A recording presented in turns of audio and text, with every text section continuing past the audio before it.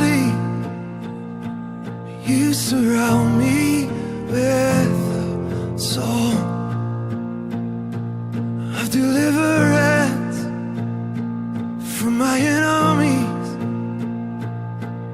till all my fears have gone. I'm no longer a slave to fear. I am a child of God. I'm no longer a slave to fear. I am a child of God.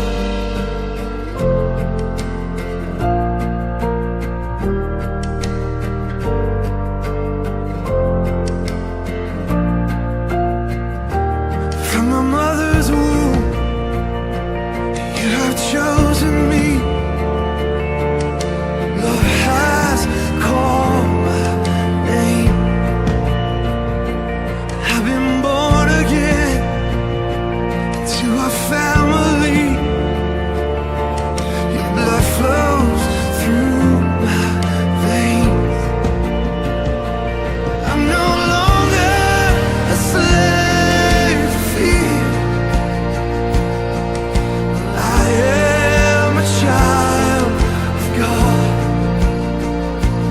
I'm no longer a slave to fear.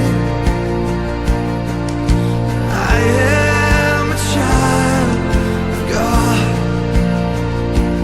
I'm no longer a slave to fear. I am a child of God. I'm no longer a slave to fear. I am a child of God.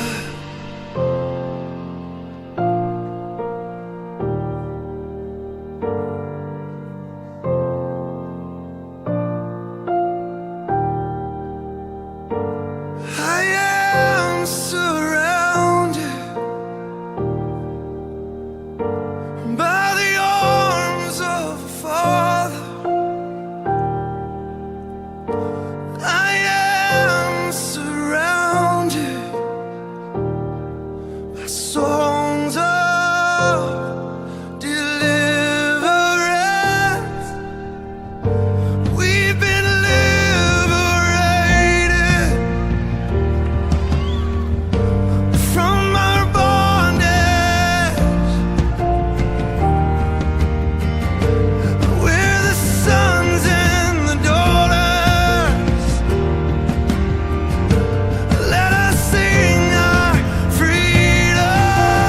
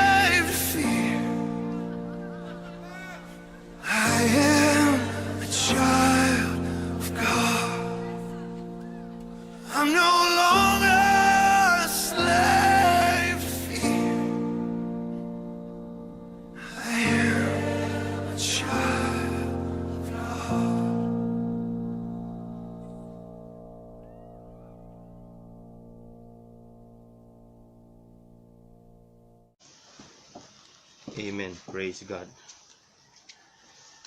Hallelujah. Purihin ang Panginoon sa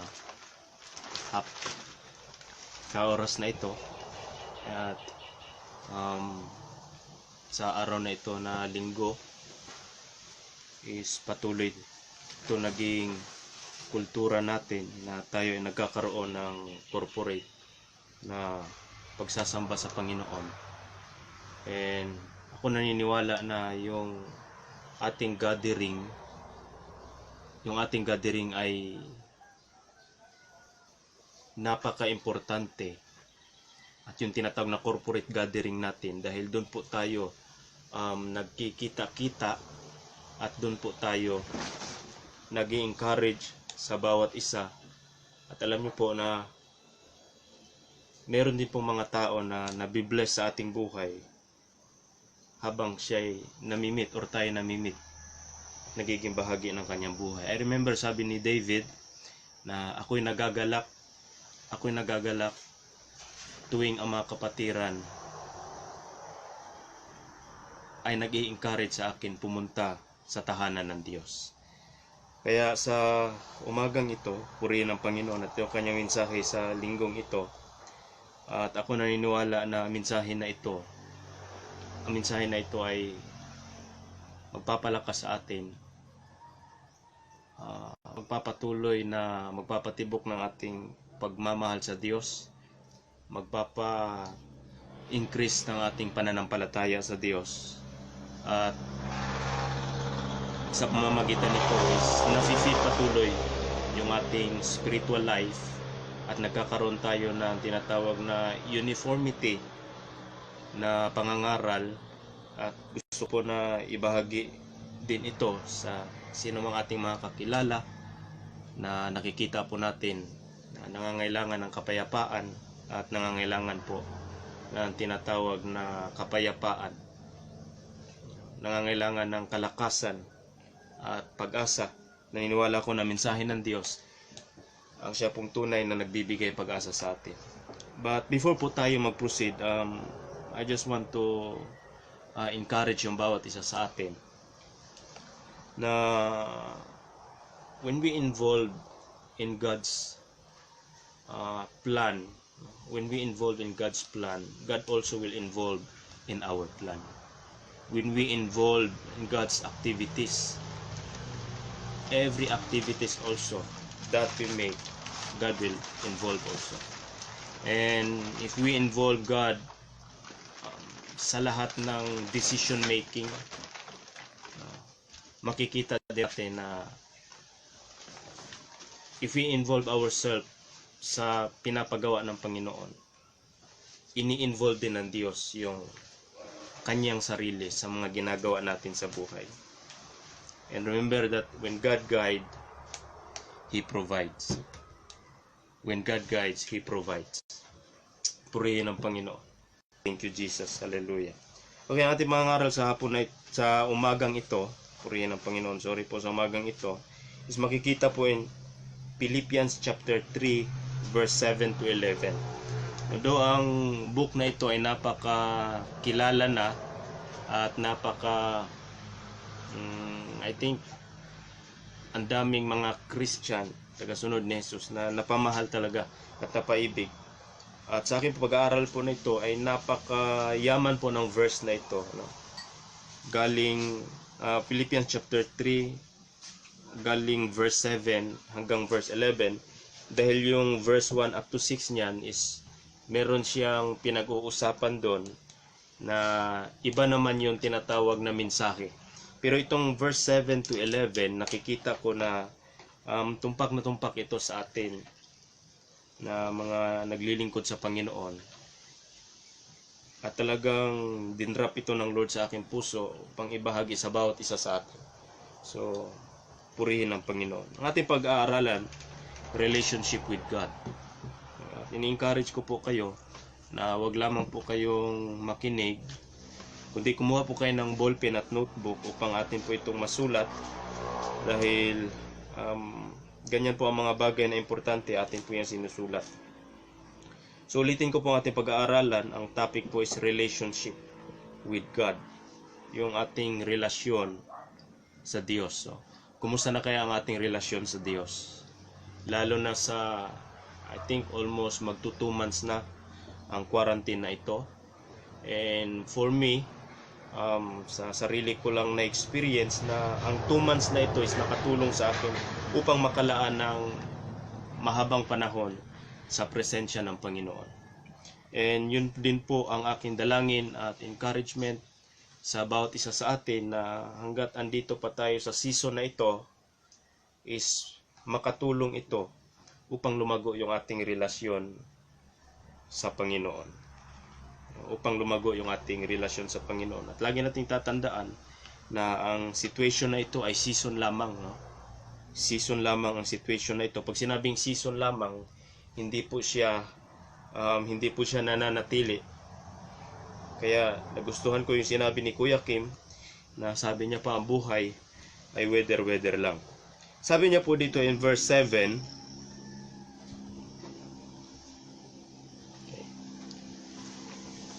ang nagsulat po nito ay si Paul. At ulitin ko po, napakayaman po ng verse na ito na naniniwala ako na magpapataba sa ating mga puso sa umagang ito at magbibigay sa atin ng panibagong kalakasan, sabi pa nga ng salita ng Diyos. So sabi niya dito in verse 7, I once thought all these things were so very important, but now I consider them worthless because of what Christ has done. Sabi ni Paul na minsan naisip niya na ang mga bagay na ito ang pinaka-importante. Pero ngayon, nakonsidera niya na ang mga bagay na ito ay walang halaga dahil sa nagawa ni Kristo.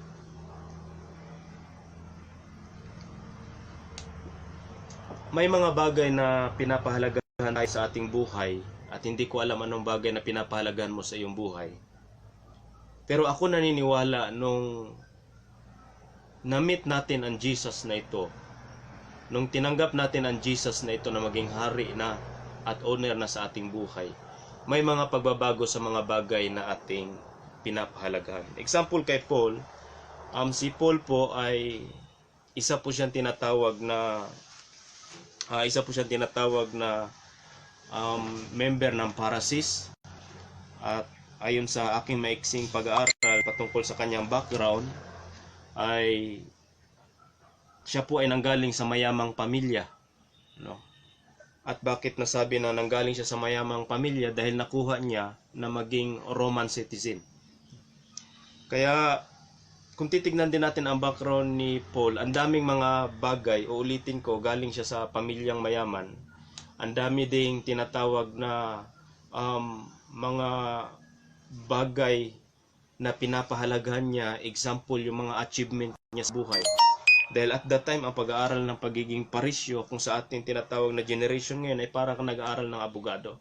So, ang daming achievement na nagawa ni Paul na kanyang inaakala na ang mga achievement na ito ang magbibigay ng bigat or magbibigay sa kanya ng halaga.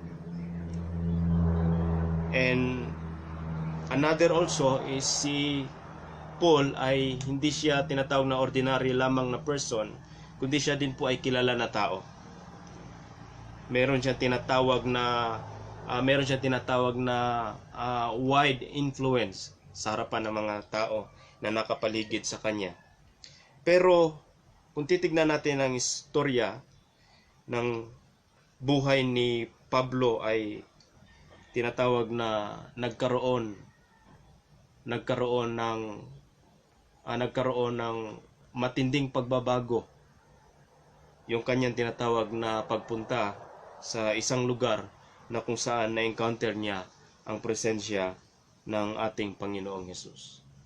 Kaya kung ating makikita dito, yung presensya ng ating Panginoon, kapag yun ay naranasan natin sa ating buhay, yung mga bagay na ating pinapahalagahan, yung mga bagay na ang ating akala ay ang pinaka-importante sa buhay ng tao, yung mga tamis at ligaya na naibibigay nun, ay hindi kayang pantayan yung tamis at ligaya na naibibigay ng presensya ng ating Panginoong Hesus. At isa pa sa akin na obserbaran dito na hanggat hindi natin nararanasan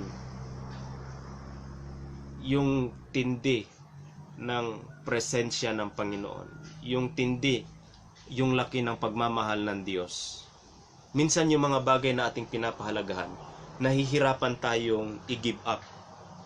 Nahihirapan tayong i-give up ang mga bagay na ito dahil hindi pa natin nararanasan yung presence ng Lord na so much na makukuha na nating i-give up yung mga bagay na pinapahalagan.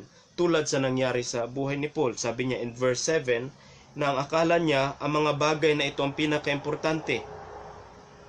But sa kanyang present na life as he served God, sabi niya, ang tingin niya na lamang dito ay mga walang silbi.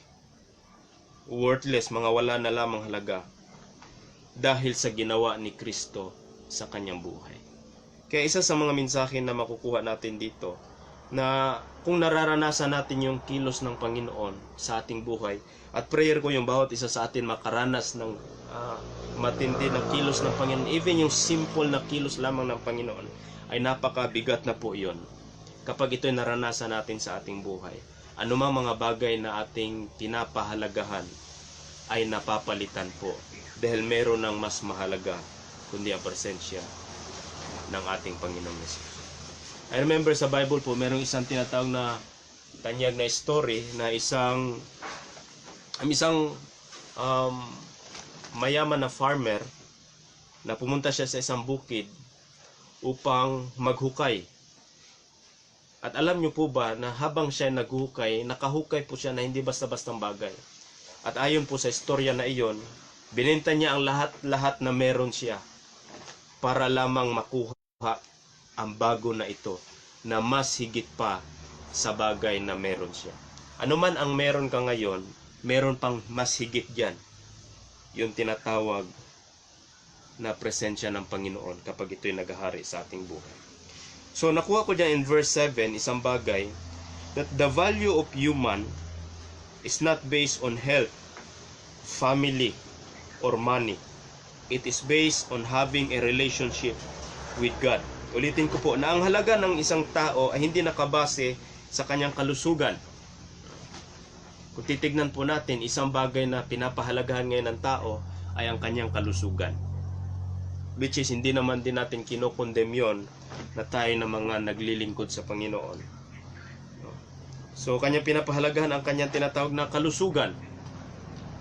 Sa mundong ito, ano pang ibang pinapahalaga ng tao? Ang kanyang pamilya.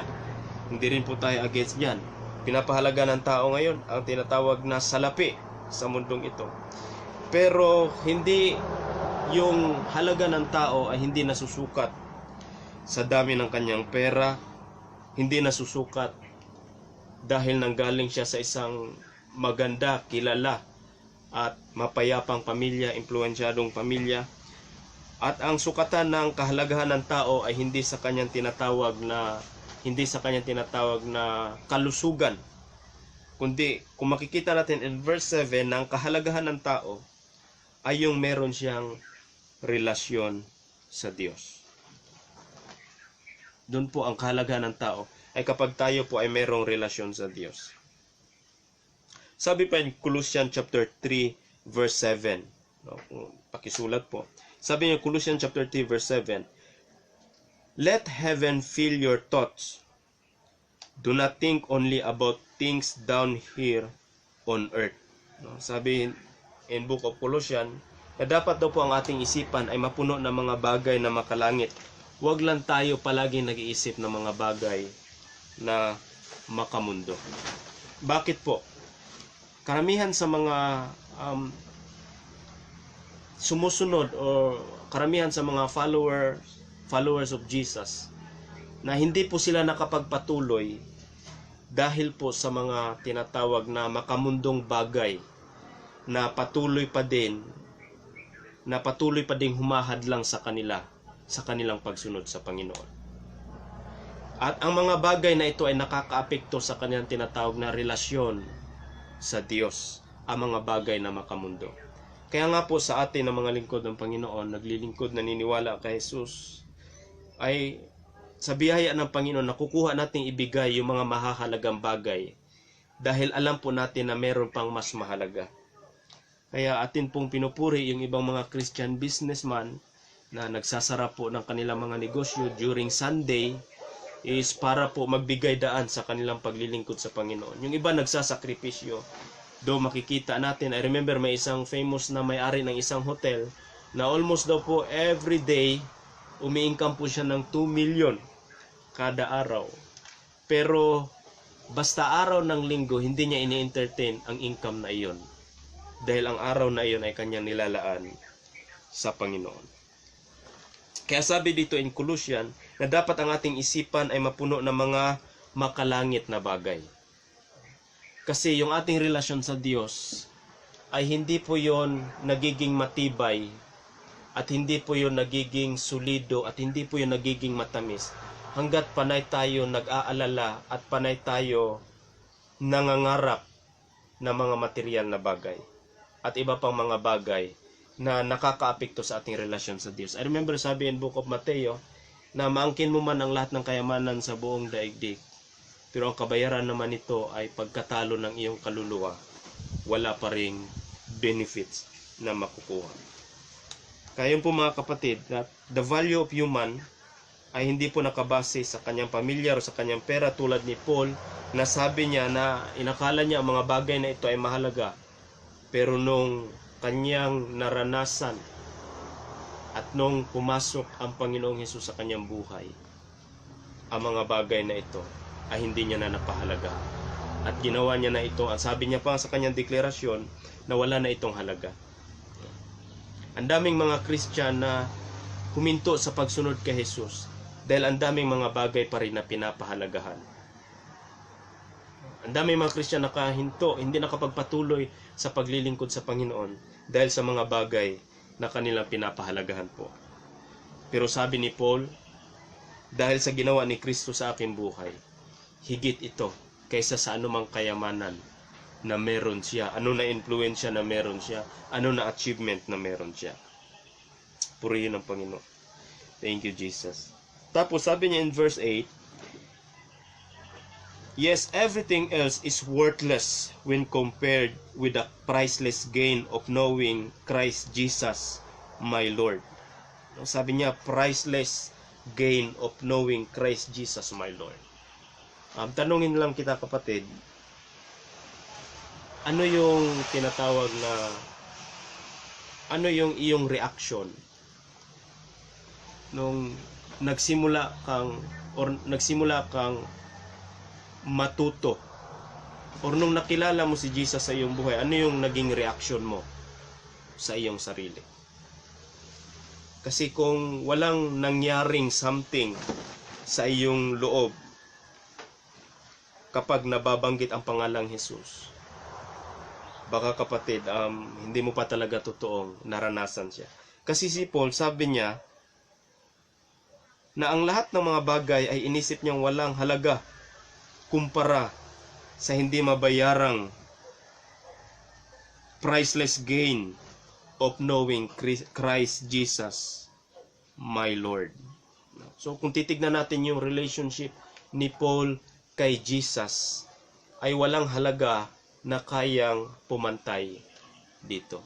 Kaya yun po ang aking goal sa umagang ito, at dalangin ko starting today in Jesus name na yung ating relasyon sa Panginoon ay patuloy nating ma-enjoy.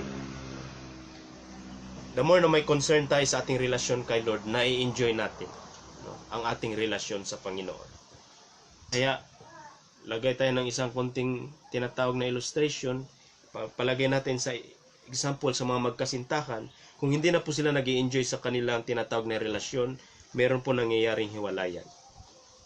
Ganon din po sa tinatawag na, meron po akong, I think bagong natutunan lamang po ito.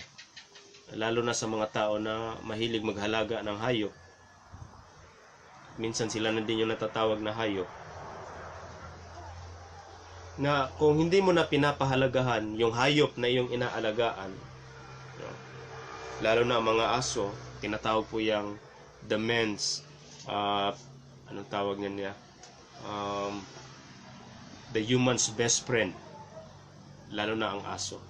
So kung titignan po natin, kung hindi mo na siya naaalagaan through sa pagpapakain, sa pagpapaligo, dumadating ang panahon na magkakasakit ang aso na iyan, babaho ang aso na iyan, at dadating ang panahon baka nga ikamatay pa ng aso na iyan. Kaya ulitin ko po, yung relasyon, kailangan wino-work out yon. Kaya purihin ang Panginoon, almost 2 months po tayo sa quarantine na ito. At yun po ang aking dalangin sa bawat isa sa atin, na ito yung magandang benefits po ng quarantine na ito, ng tinatawag na situation na ito, na makatulong para ma-mold yung ating relasyon sa Panginoon. Kaya sabi ni Paul na priceless, hindi mababayaran ng kahit na ano na salapi yung kanyang pagkakakilala kay Jesus sa kanyang buhay. Hindi kayang bayaran. At sabi niya pa nga in verse 8 na inisip niya nang binasura niya na ang mga bagay na ito, yung mga bagay na mahalaga. Sabi niya, I have discarded everything else, counting it all as garbage. Yung mga bagay na mahalaga, inisip niya na isang basura, so that I gain Christ, para lamang makamit niya ang Kristo na ito. So ibig sabihin nito mga kapatid, if we will follow Jesus, if we will follow Jesus, may mga bagay na dapat nating talikuran at dapat nating iwan.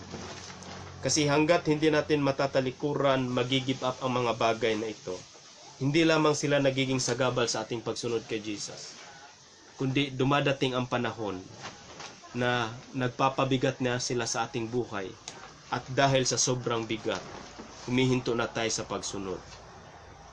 Dahil ito namang mga bagay na ito ang humahatak sa atin upang tayo ay mapahinto. Kaya sabi ni Paul na inisip niya ng mga basura ang mga mahalagang bagay na ito. No? Yung palagay lang natin, example, yung wealth ng kanyang family. No? Hindi niya na ina-after ang bagay na iyon para lamang makafocus siya sa kanyang paglilingkod sa Panginoon. Kaya sa atin na mga may relasyon sa Diyos, fokusan po natin yung ating relasyon sa Panginoon. Dahil kung meron mang isang bagay na gustong i-distract ang enemy, and hindi lamang i-distract, kundi i-deceive tayo, no? Anong bagay na kanyang aatakihin? Yung ating relasyon sa Diyos. Kaya in verse 8, nakita ko dyan pangalawa, that the greatest achievement in this world is not to stay happy or fulfilled dreams. Gumawa po ako ng maiksing research na ang akin pong tanong po doon is ano yung greatest achievement ever sa buhay ng isang tao.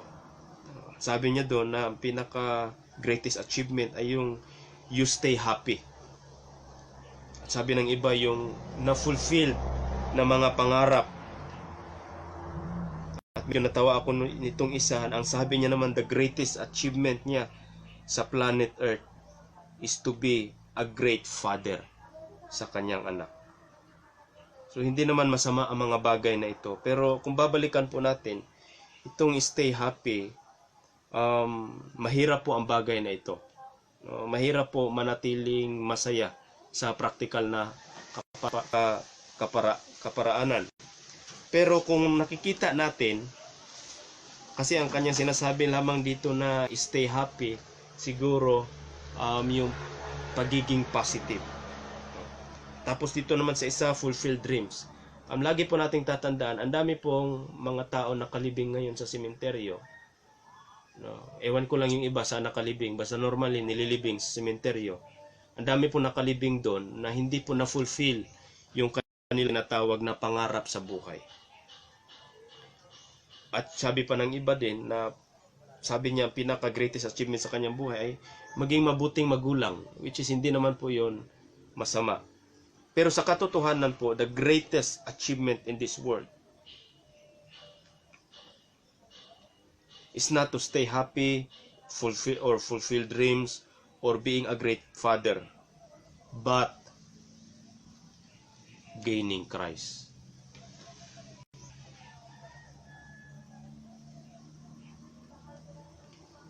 Yung sa puso mo or sa buhay mo na meron kang Jesus. Yun yung greatest achievement, greatest discovery, na walang masasabi nating ultimate, hindi mapapantayan when you meet Jesus in your life. O kung ikaw ay meron na ding Jesus sa iyong buhay, purihin ang Panginoon, that we need to boast about it. Kaya sabi ni Paul, I am not ashamed of the gospel. Hindi niya ikinakahiya yung gospel or pangangaral patungkol kay Kristo.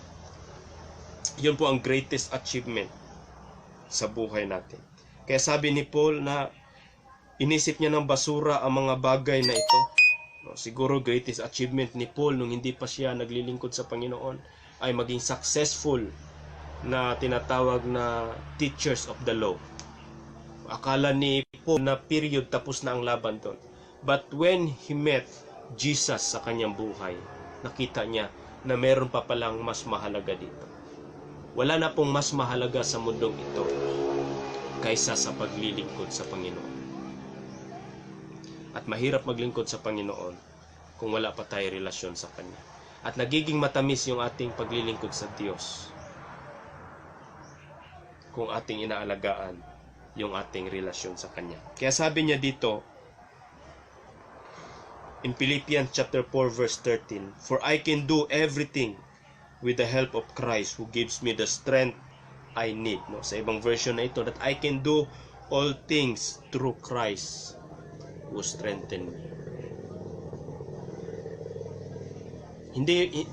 Hindi po tayo napapalakas ng Diyos hanggat wala tayong relasyon sa Diyos. Hindi po natin magagawa yung mga ibang mga bagay. At hindi po natin nagagawa yung mga bagay na nakakamangha hanggat wala tayong relasyon sa Diyos. Sa mundo, ang tawag niyan magic.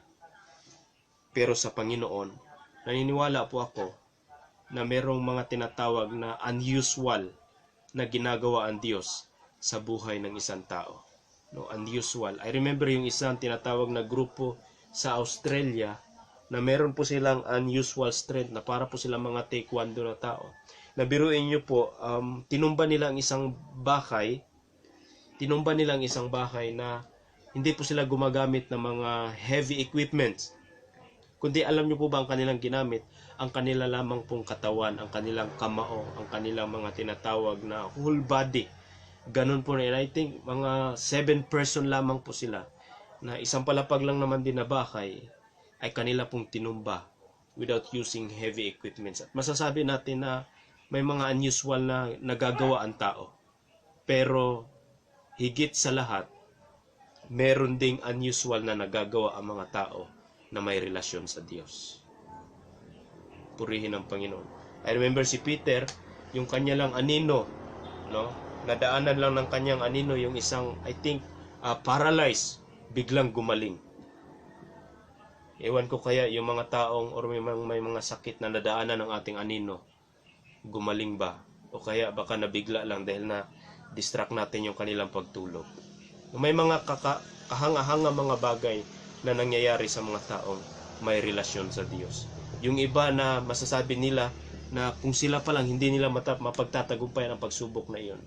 Pero si Christian, pinupuri nila at nagtataka sila na ba't mo napagtagumpayan yung bagay na iyon.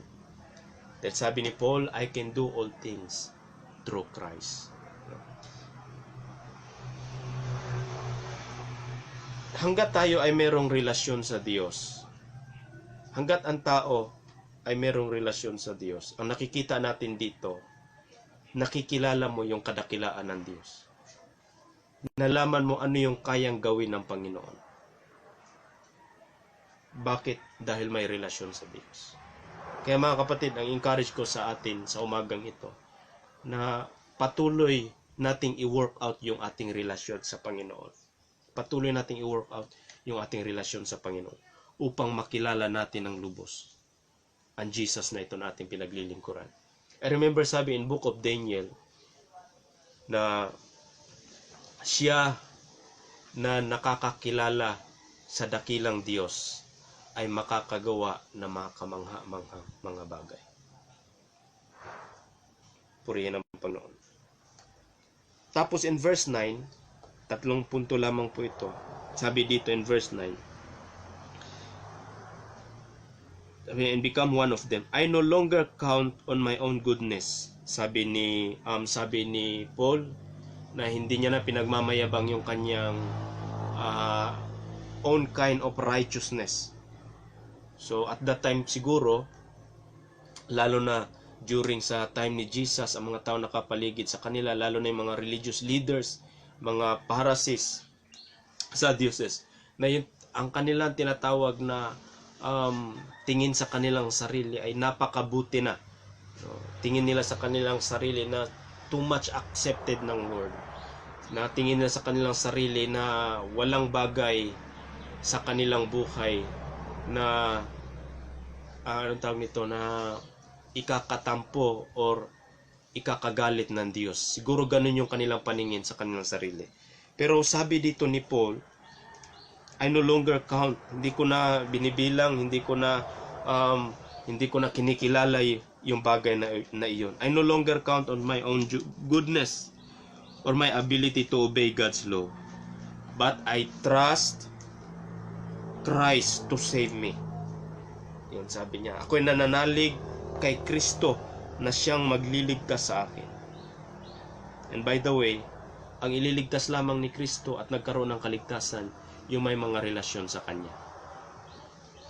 Kaya sabi sa Bible, hindi lahat ng tumatawag sa akin Panginoon, Panginoon ay makakapasok sa aking kaharian. Dahil may mga tumatawag sa Kanya na wala namang relasyon. At tayo na may relasyon na sa Panginoon, ang aking encouragement simula sa araw na ito, na atin itong i-work out in Jesus' name. Atin itong i-work out. At sabi pa nga doon sa baba, habang kumakatok sila, sabi ng Panginoon, hindi ko kayo kilala. Yung mga taong nakakabanggit ng Diyos pero walang relasyon sa Diyos, sabi po ng Bible, hindi po sila kinikilala ng Panginoon. Number 3 po. Kaya sabi niya, God's way of making us right with Himself depends on faith. Yung paraan ng Diyos kung paano niya tayo ginagawang mabuti para sa Kanya ay sa pamamagitan po ng pananampalataya. So number 3 na aking natutunan po diyan, that God accept us not because we are clean. Tinanggap tayo ng Diyos hindi dahil tayo ay malinis. Ang daming mga may mga ibang religious sect ngayon, denomination, na grabe yung tinatawag na ang daming mga bawal sa kanila, na ang kanilang mindset sa bagay na iyon na manatiling malinis, no, upang katanggap-tanggap sa Diyos. Pero minsan may mga ginagawa na mga religious denomination na actually hindi naman talaga totally tinuturo salita ng Panginoon. Kaya yung iba nahihirapan yung iba. Kaya ulitin ko po na God accept us not because we are right, clean, or being good, or doing good, but because we believe on Him. Tinanggap tayo ng Diyos hindi dahil tayo ay malinis, or tayo ay mabuti, or gumagawa ng mabuti. Tinanggap tayo ng Diyos dahil tayo ay naniniwala sa Kanya. Sabi niya in John chapter 1, verse 12, sabi niya in John chapter 1, verse 12, sa lahat ng mga naniniwala sa Kanya at tumanggap sa Kanya, ay binigyan niya ng karapatan sila na maging anak ng Diyos. Children of God. No? We don't need na maging Jewish. We are Filipino. Hindi natin kailangan na maging Jewish para maging anak ng Diyos. All we need is to believe in Jesus. At sabi dito na tayo ay nagiging anak ng Diyos.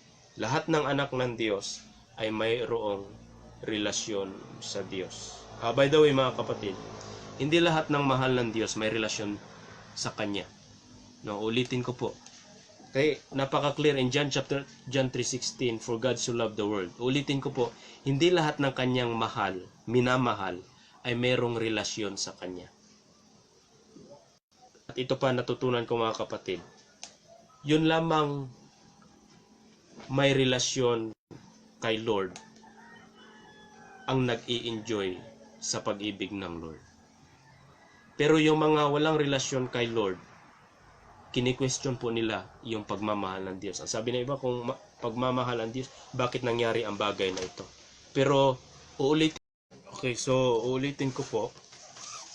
Sabi niya po in John chapter 1 verse 12, sa lahat po ng naniwala sa Kanya at tumanggap sa Kanya, ay binigyan niya ng karapatan na maging anak ng Diyos.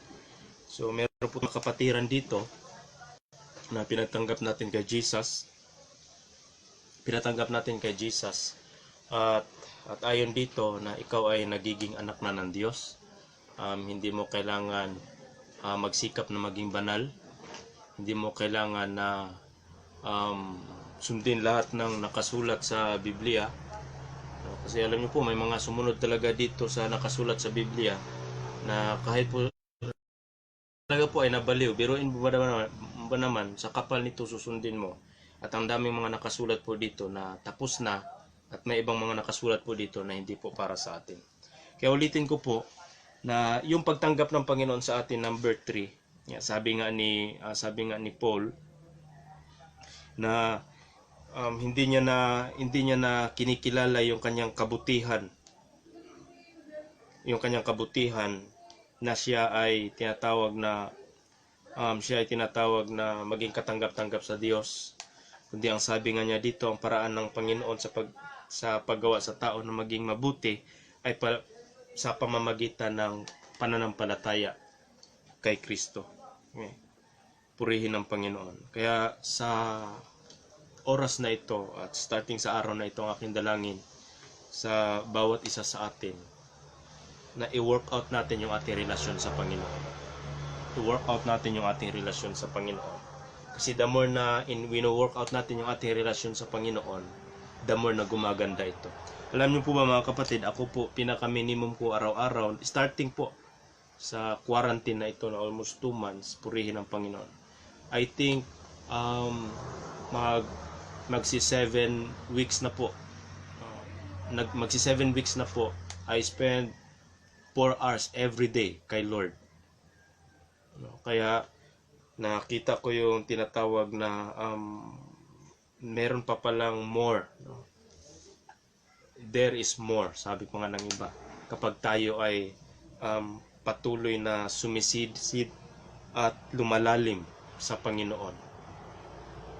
Ang dami pa pala mga bagay at mga nakaka-enjoy na bagay na gusto niyang i-impart sa atin. Ang dami pa mga revelation, ang dami pa tinatawag na mga great wisdom na kanyang ini-impart sa atin para magamit po natin sa pagbabago sa ating sarili, sa ating pamamahay, sa ating paligid, kung saang lugar na meron tayo, at naniniwala ako na gagamitin tayo ng Panginoon, even man din po sa bansang ito. Purihin ang Panginoon. Kaya mga kapatid, ito lamang ang ating pag-aaralan sa umagang ito, and dalangin ko sa iyo, starting po today, na patuloy ka at ako lumago sa ating relasyon sa Panginoon. Because the more we love God, the more we will love Him. The more we trust Him, the more we will want to trust Him. So purihin ang Panginoon at hallelujah. Gusto ko lamang po i-remind yung bawat isa sa atin, know that we can do all things through Christ who strengthens us. We can do all things through Christ who strengthens us. Kaya purihin ang Panginoon sa hapon na ito. At ito po si Pastor Ronnie Kabatingan na nagsasabi that when we put God first, we will never be the last. God bless po.